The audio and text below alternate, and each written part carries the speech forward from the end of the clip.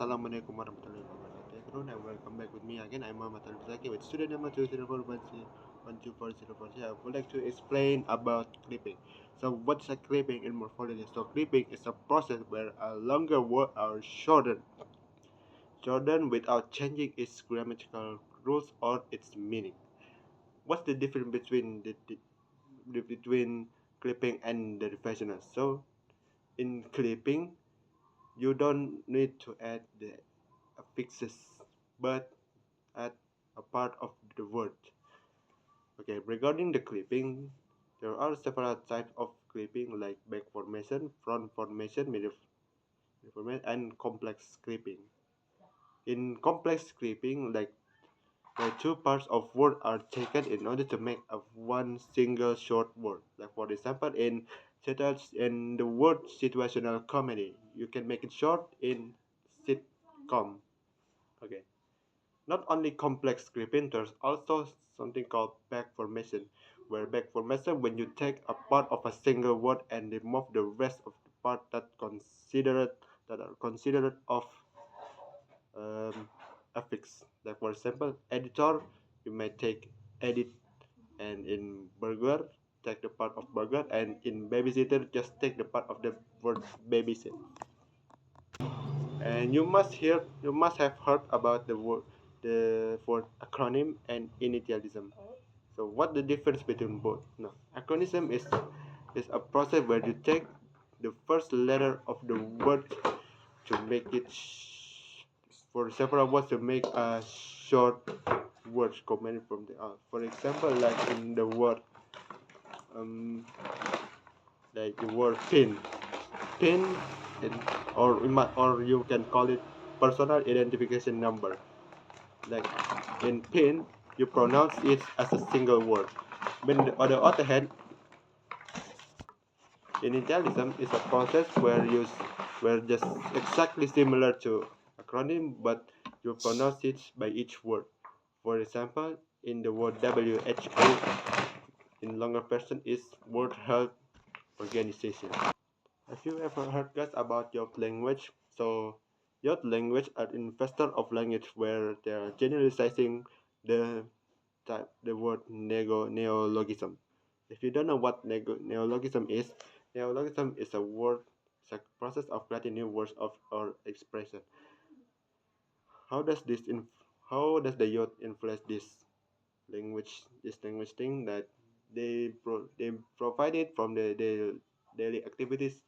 For example, in social media, I thought you must have heard about the word LOL, F or LL or FOMO, or in gaming experience like in AFK, buff, or noob, or several societary like slay.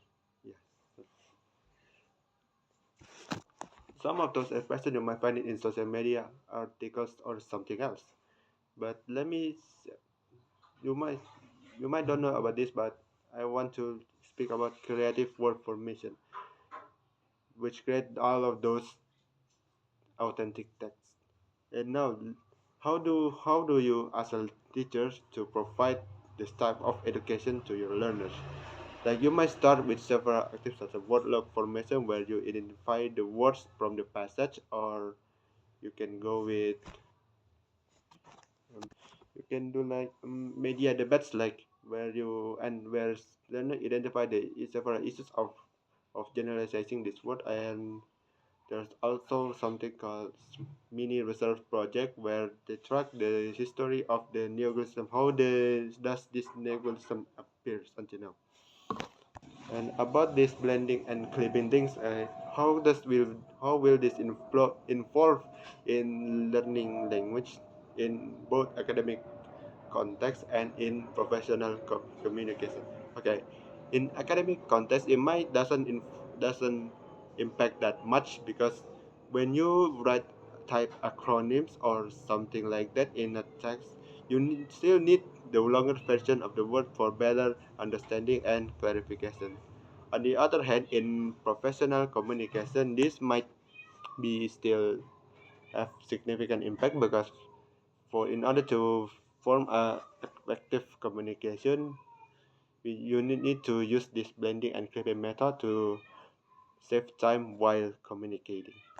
And let me show you something that language will always evolve day by day as the time goes by. But for learner, this might be challenging because learners must be adapt for these new words in so that they can communicate effectively to the native speakers.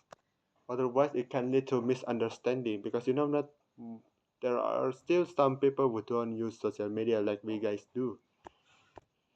And then lastly, you must guys know that some of the branding name might of course it take from several words in English, but with combine this word that has no relation at all. And how does the teacher use these advantages to teach language among the learners? And now listen up.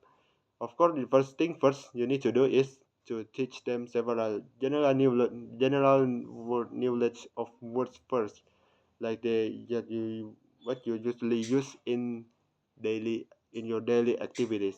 And secondly, you can jump to teaching them like the word like YouTube, Netflix, or several social media, uh, to in order to help them build their creativity so that they can make their own brand maybe some days in the future. Okay, so I think that's what I can explain for you guys this morning.